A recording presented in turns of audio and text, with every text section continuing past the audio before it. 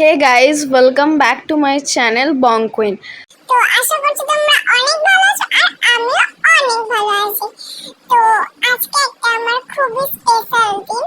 তো আজকে আমার বার্থডে জানতো না।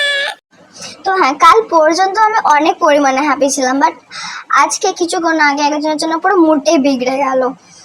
তো ছাড়ো, বাদ দাও, কারণ অন্যের জন্য নিজের লাইফটা আনহ্যাপি রাখার কোনো প্রয়োজনই মনে করি না। আর আগে অনেক আনহ্যাপি ছিলাম, বাট এখন নিজের লাইফ নিজেকে হ্যাপি রাখতে হবে। তো চলো এবার রেডি হয়ে নি, কারণ পুজো দিতে যেতে হবে, বাড়িতে মা নেই। রেডি হয়ে নি, পুজো দিয়ে তারপর আবার মামার বাড়ি যেতে হবে। তো পুরো লাস্ট ওটা ভিডিওটা দেখতে থাকো। তো তোমাদেরকে যেটা বলেছিলাম যে বাড়িতে মা নেই, তাই জন্য মামার বাড়ি যাচ্ছি। মামার বাড়িতেই বার্থডে সেলিব্রেট হবে। তো আমি আর আমার গপু সোনা দুজন মিলে চলে এসেছি এখন মামার বাড়ি। কারণ কি বাসে কোনো ক্লিপ নিতে পারিনি, যেহেতু আমি একাই এসেছিলাম, তাই হাতে অনেক ব্যাগও ছিল, তাই আর ফোনটা বার করে রিস্ক নিইনি। তো চলো মামার বাড়ি গিয়ে দেখা হচ্ছে। এই দেখো, বলতে না বলতে আমি আমার মামা বাড়ি চলে এসেছি। আর এটা হচ্ছে আমার কুচু বনু, তো আমার মামার মেয়ে। আতুর ছিল বলে দুদিন আসতে পারিনি, এবার এসেছে। তো আমি অনেক অনেক চট খাবো। কিছুক্ষণ পরে কথা হচ্ছে। তো তোমাদেরকে বললাম এই যে বোনকে একটু আদর করে নিয়ে দিয়ে তারপর তোমার সাথে কথা হচ্ছে। তো বোনকে আদর করে খাওয়া দাওয়া সেরে নিয়ে এখন বেরিয়ে পড়েছি ভীমপুরের উদ্দেশ্যে। এই রাস্তাটা বোধহয় চিনতে পারছো তোমরা, যারা তারকেশ্বরের দিকে বাড়ি তারা অবশ্যই চিনতে পারবে। তো তোমাদেরকে বলেছিলাম যে আমার জন্মদিন, তো তারই জন্য কিছু কেনাকাটা বাকি রয়েছে, সেগুলো করতে যাচ্ছি। দেখতে থাকো তোমরা।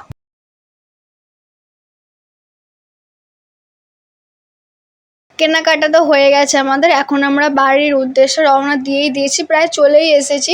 তো ওখানে যেটার জন্য মেন গেছিলাম সেটা কেনা হয়ে গেছে। আরও কটা জিনিস কেনা ছিল, সেগুলো যেহেতু পাইনি, তো অনেক দোকান ঘুরতে হয়েছিল রোদে রোদে, তাই জন্য আর কোনো ক্লিপ নিইনি। তো এখন বাড়ি যাচ্ছি, বাড়ি যাই গিয়ে তারপর আবার তোমাদের সাথে দেখা হচ্ছে। ততক্ষণ চলো, টাটা, বাই বাই। বাড়িও এসে গেছি, এসে আমার চেঞ্জও করা হয়ে গেছে। আর এখানে এখন দেখছি যে মা বাসন মাজছে। আর আজকে আমার জন্মদিন, সেহেতু আমি আজকে কোনো রকম কিচ্ছু কাজ করিনি, আজকে আমার ফুললি রেস্ট। আর এখানে এখন দিদাও মাংস করতে শুরু করে দিয়েছে। মানে দিদার হাতের এই মাংস কষাটা খেতে জাস্ট ওয়াও লাগে, যাকে বলে অসম। এখানে আরও অনেক কিছুই রান্না করা হয়েছে, যেমন আলু ভাজা, পটল ভাজা, উচ্ছে ভাজা, শাক ভাজা, ওই ধারে পোস্ত আছে। তো এইগুলি জাস্ট এইটুকুই আমার জন্য এখন অনেক কাফি, কারণ কি এখন একটু সমস্যা চলছে বাড়িতে, তাই জন্য।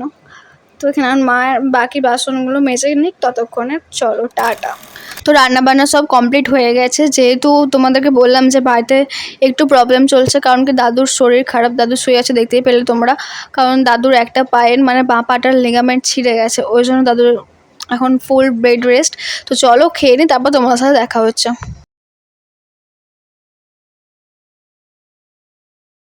তো খাওয়া দাওয়া শেষ করে নিয়ে একটুখানি রেস্ট নিয়ে মানে হালকা পাড়া ঘুমিয়েছি বোনের সাথেও। তো এখানে মা আর আমি এখন বেরিয়ে পড়েছি আবার তারকেশ্বরের উদ্দেশ্যে, কারণ কি এখানে রথের মেলা দেখবো, আর কেক কেনার আছে, আরও কিছু অনেক কিছুই কেনার আছে, সেগুলো কিনে নিয়ে তারপর আবার বাড়ি যাব। আর সন্ধ্যের দিকে কেক কাটিং করা হবে, কারণ কি আমার বাবা আসছে সন্ধ্যের সময়।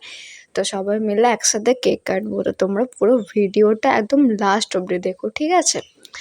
আর এই বাড়িগুলো দেখে খুবই মনে হয় যদি কাশ এরকম একটা বাড়ি বানাতে পারতাম। হবে, লাইফে একটু টাকা কামালেই হয়ে যাবে। ভাট বকছি, তো চলো পুরো ভিডিওটা দেখতে থাকো। তো আমার ভাট বকা শুনতে শুনতে দেখো আমরা চলে এসেছি তারকেশ্বরে। লেখাই আছে আই লাভ তারকেশ্বর। ইস, আমি তুতলে যাচ্ছি কেন? তো এই যে নতুন বাস স্ট্যান্ডে চলে এসেছে, রথের মেলা দেখে তো মনে হচ্ছে সেরকম ভিড় নেই, চলো দেখা যাক। তো ফাইনালি আমি এবছরের মতো রথ দেখতে পেলাম গাইস, কারণ কি এবছর আমাকে কেউ রথ দেখাতে নিয়ে যায়নি, এমনকি আমি জিলিপিটাও খাইনি। তো এখানে মামার বাড়িতে এসে সেই সৌভাগ্যটা হলো আমার কপালে জুটলো রথ দেখা। এবং এখানে যে এত সুন্দর সাজটা, মানে এত সুন্দর ডেকোরেশন দেখে জাস্ট মন প্রাণ জুড়িয়ে গেল, জাস্ট ওয়াও লাগছে। আর এখানে মেনলি রোজই প্রায় ঠাকুরের ভোগ খাওয়ানো হয়। আর এখানে যিনি রান্না করেন তারা প্রায় নবদ্বীপ বা মায়াপুর থেকে আসে, এবং যে পুজো করে তারও বাড়ি নবদ্বীপ মায়াপুর, এবং দেখতে পাচ্ছ যে ভেতরে বসে আছে তারও বাড়ি নবদ্বীপ মায়াপুর। এখানে রথটা রাখা আছে, রথটা মেনলি উল্টো রথের সময় আবার চাপাডাঙ্গা নিয়ে চলে যাওয়া হবে। এখানে বোনের জন্য মা খেলনা দেখছিল, আমার বোন আর গোপু সোনার জন্য, কারণ আমি তো বড় হয়ে গেছি গাইজ, আমাকে আর মা খেলনা কিনে দেবে না। রথ দেখা তো হয়ে গেল, তো যেটার জন্য মেন আশা আমার বার্থডের কেক কেনা, তো চলো সেটা এবার কিনে নেওয়া যাক। তো কেকের দোকানে বলতে বলতে চলেও এসেছি। দেখো এত সুন্দর সুন্দর কেক দেখে তো মনে হচ্ছিলো গাইস সবগুলো কিনে নে, কিন্তু সেটা তো আর কেনা যাবে না, তাহলে সব টাকা ফুস হয়ে যাবে।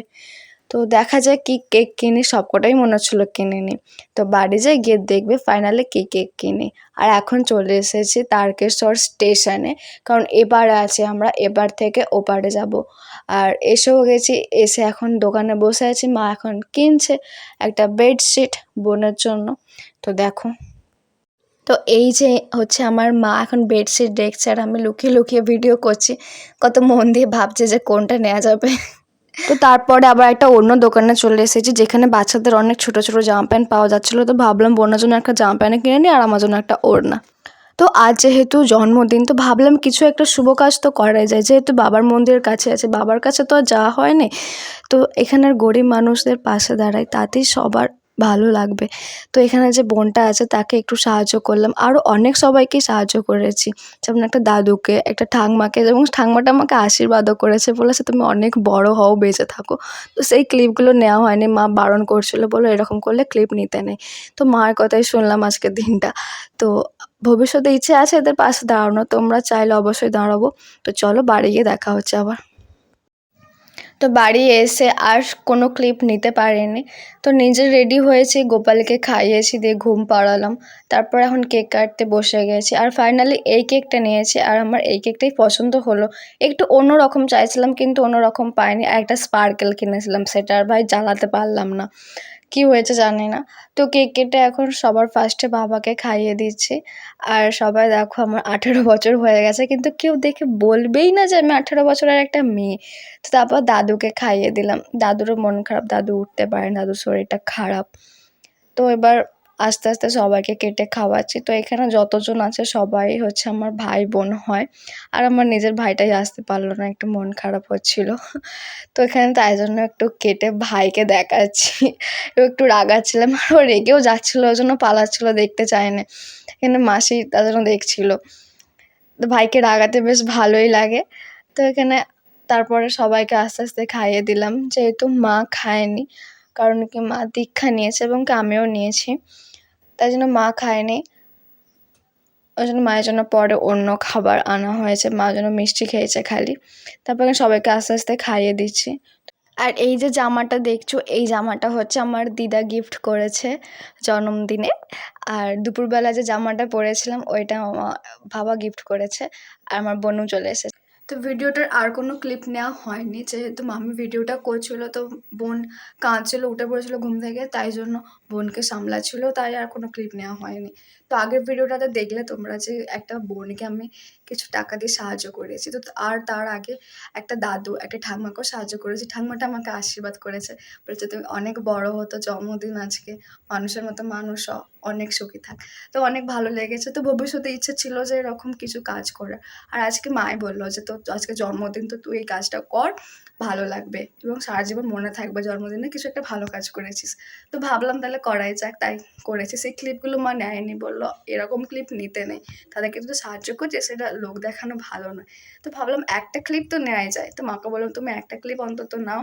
তো মা একটা ক্লিপ নিয়েছে। তো ভবিষ্যৎ তাদের পাশে অবশ্যই দাঁড়াবো, নিজে কিছু করতে পারলে। অনেক ইচ্ছে আছে, তাদেরকে দেখে খারাপ লাগে, কষ্ট হয়। তো চলো ভিডিওটা এই পর্যন্তই, ভালো লাগলে অবশ্যই লাইক, কমেন্ট এবং শেয়ার করতে কেউ ভুলো না। চলো টাটা, বাই।